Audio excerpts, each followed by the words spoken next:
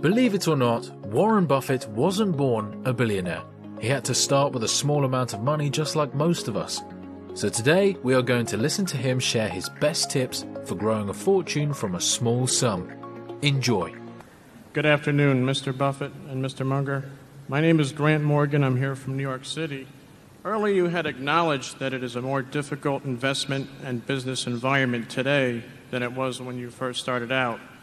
My question is, if you were starting out again today in your early 30s, what would you do differently or the same in today's environment to replicate your success? In short, Mr. Buffett, how can I make $30 billion? Start young. Charlie's always said that the big thing about it is we started building this little snowball on top of a very long hill. So we started at a very early age in rolling the snowball down. And of course, the snowball, the nature of compound interest is it behaves like a snowball of sticky snow.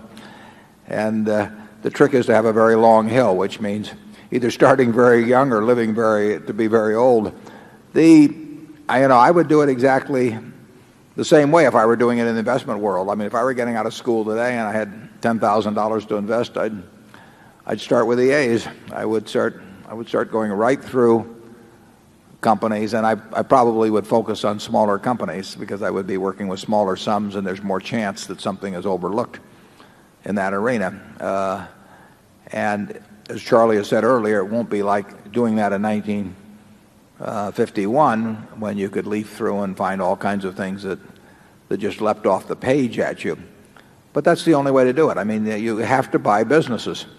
Or little pieces of businesses called stocks, and you have to buy them at attractive prices, and you have to buy them, and you have to buy into good businesses. And that advice will be the same 100 years from now in terms of investing. That's what it's all about.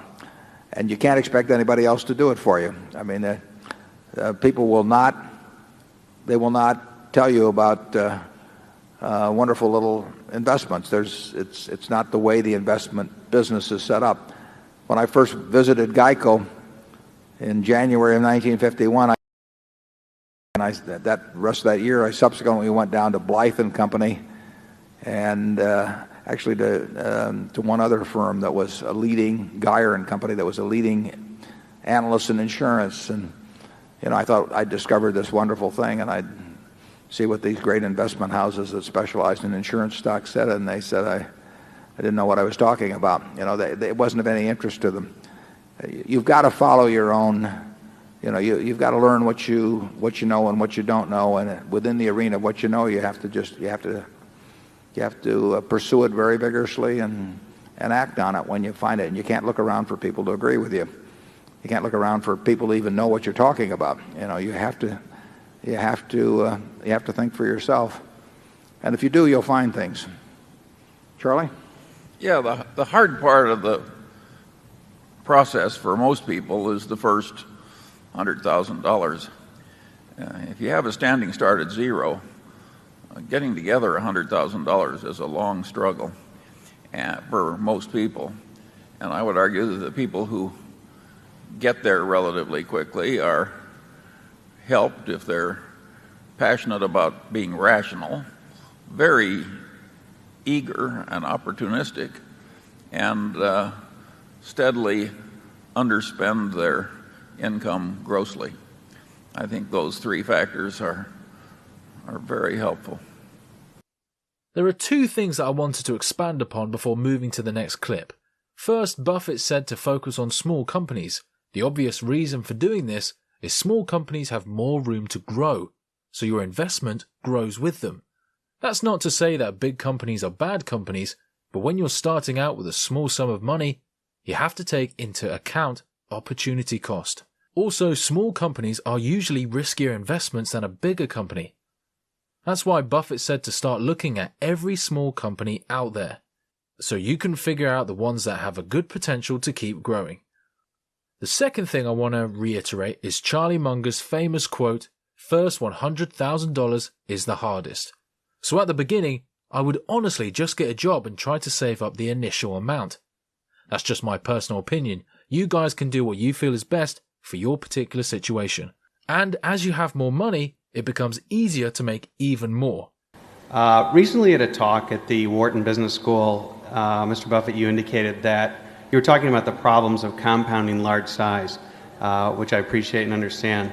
But you indicated, you're quoted in the local paper as saying that you are confident that if you were working with a sum closer to $1 million, that you could compound that at a 50% rate. For those of us who aren't saddled with the $100 billion problem, could you talk about what types of investments you'd be looking at and where in today's market you think significant inefficiencies exist? Thank you. Yeah, I think I may have been very slightly misquoted, but I certainly said something to the effect that working. I think I talked about this group I get together every 2 years and how I poll that group as to what they think they could compound money at it with 100,000, a million, 100 million, a billion, and other types of sums. And I pointed out how this group of 60 or so people that I get together with every couple of years, how their expectations of return would go very rapidly down this slope.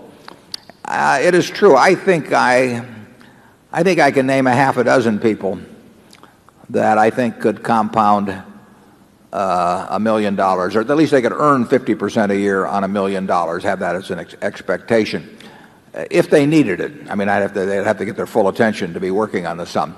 And those people could not compound money, 100 million or a billion, at anything remotely like that rate. I mean, there are little tiny areas which, if you follow what I said on the screen there on that Adam Smith's interview a few years ago, if you start with A and you go through and you look at everything and you find small securities in your area of competence that you can understand the business, I think you could, and occasionally find little arbitrage situations or little wrinkles here and there in the market.